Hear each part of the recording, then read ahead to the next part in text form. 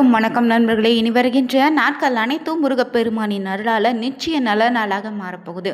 இந்த ஆண்டு சித்ரா பௌர்ணமி என்று பார்த்தீங்கன்னா திருச்செந்தூர் கோவிலில் எத்தனை மணி நேரம் தங்கியிருந்து முருகப்பெருமானை தரிசித்தா உங்கள் வாழ்க்கையில் இருக்கக்கூடிய பிரச்சனைகள் விலகுன்னு தெரிஞ்சுக்கோங்க.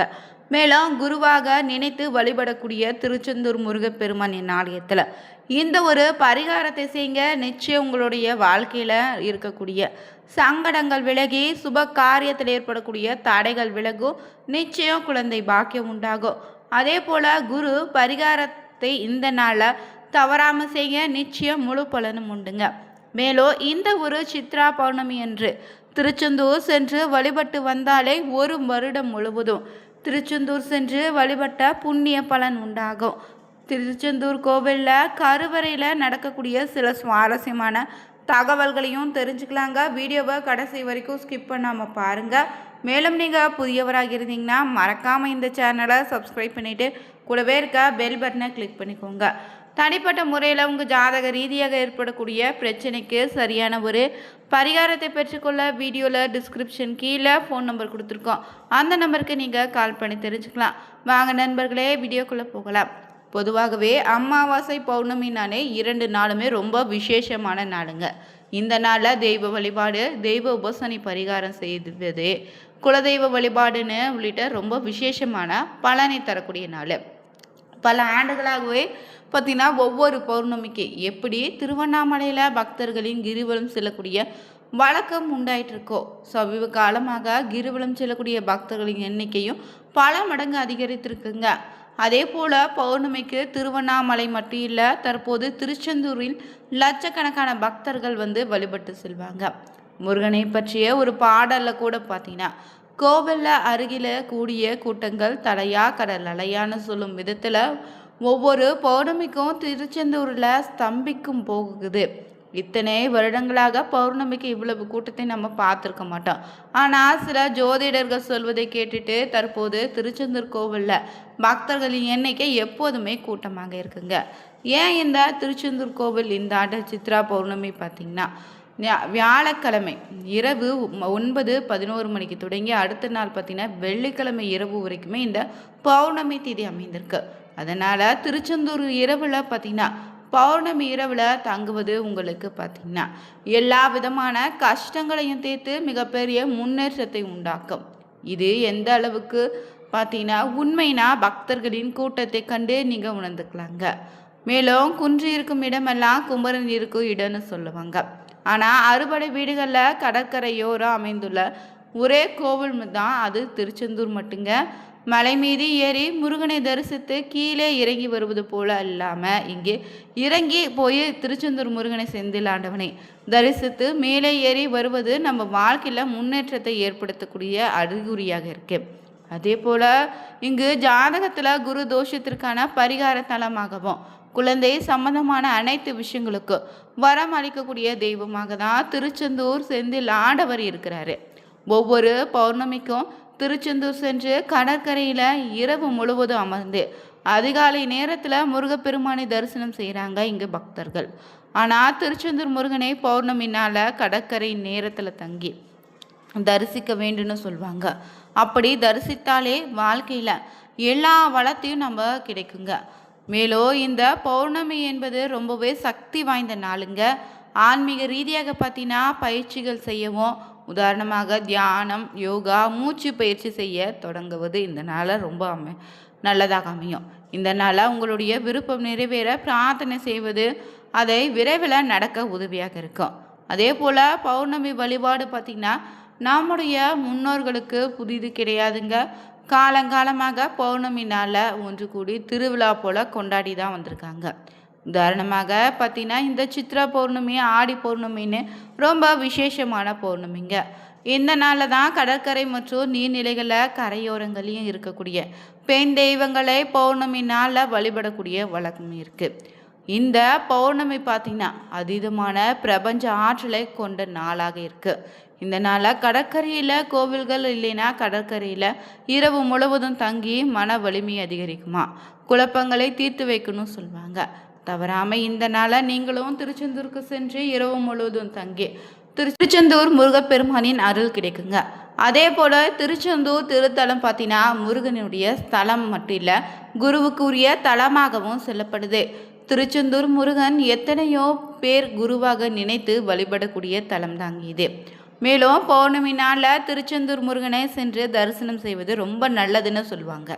எல்லாராலும் இதை பின்பற்ற முடியாதுங்க.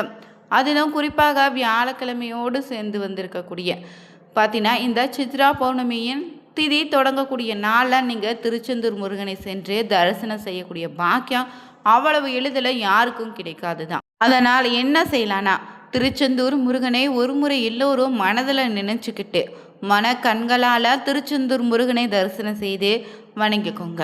கருணை கடலே கந்தா போற்றி எனும் அந்த மனதார நினைச்சு கொண்டு இந்த நாளில் பார்த்தீங்கன்னா யாருக்காவது 2 பேருக்கு அன்னதானம் வாங்கி கொடுத்தீங்கன்னா உங்களுடைய வேண்டுதல் வச்சிங்கன்னா நிச்சயம் பார்த்தீங்கன்னா முருகப்பெருமானின் அருளால் அடுத்த 365 நாட்களுக்குள்ளே நிறைவேறுங்க.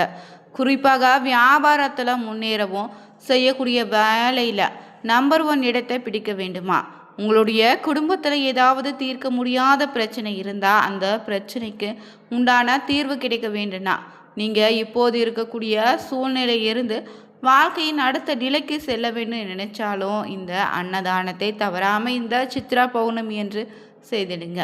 நீங்கள் கேட்ட வர அனைத்தும் நிச்சயம் குருஸ்தானத்திலிருந்து உங்களுக்கு நிச்சயம் முருகப்பெருமான் தந்தருள்வார்.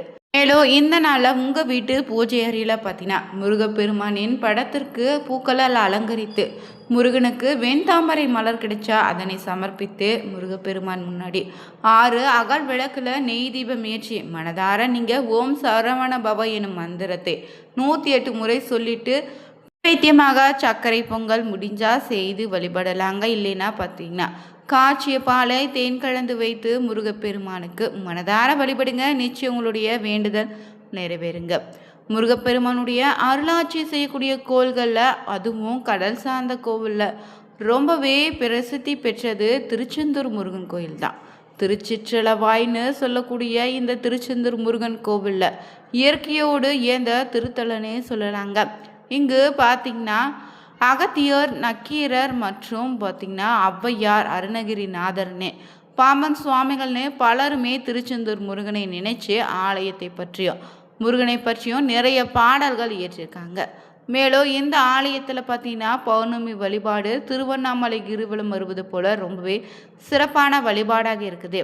பழங்காலத்தில் இருந்தே பௌர்ணமி வழிபாடு நம்மளுடைய வழக்கத்தில் இருந்த விஷயந்தான். அறிவியல் ரீதியாக பார்த்தீங்கன்னா சூரியனிடமிருந்து ஒளியை பெற்று சந்திரன் பிரதிபலிக்கக்கூடிய நாளுங்க. பூமி சூரியனை சுற்றி வருவது போல சந்திரனும் பூமியை தான் சுற்றி வருது. பூமியும் சந்திரனின் சுழற்சியில் சந்திரனுடைய ஒளி முழுவதுமாக பூமிக்கு கிடைக்கக்கூடிய நாள் தான் இந்த பௌர்ணமி. இந்த பௌர்ணமி நாளில் கடலில் ஏற்படக்கூடிய மாற்றமும் நாம் உடலிலும் உண்டுங்க. அதை நம்ம முன்னோர்கள் தெரிந்திருந்ததால தான் கடலுக்கு மிக அருகில் இருக்கக்கூடிய இந்த சிறப்பு வாய்ந்த திருத்தலத்தின் கடற்கரை என்று பௌர்ணமி இரவு முழுவதும் குடும்பத்தோடு வந்து அமர்ந்து தங்கி நாளை கிணற்றில் கடலை நீராடி முருகனை வழிபடக்கூடிய வழக்கத்தில் இருந்திருக்காங்க. பௌர்ணமி நாளில் இங்கு வந்து வணங்குவது பண நிறைவை மட்டில் மன நிறைவையும் தருங்க. அதே போல் இந்த பௌர்ணமி அன்று அருகில் இருக்கக்கூடிய முருகன் ஆலயத்திற்கு சென்று வழிபட்டால் சிறப்பான பலன் உண்டுங்க. உங்களுக்கு பார்த்தீங்கன்னா திருச்செந்தூர் முருகன் கோவிலுக்கு செல்ல முடியலன்னு வருத்தப்படாதீங்க.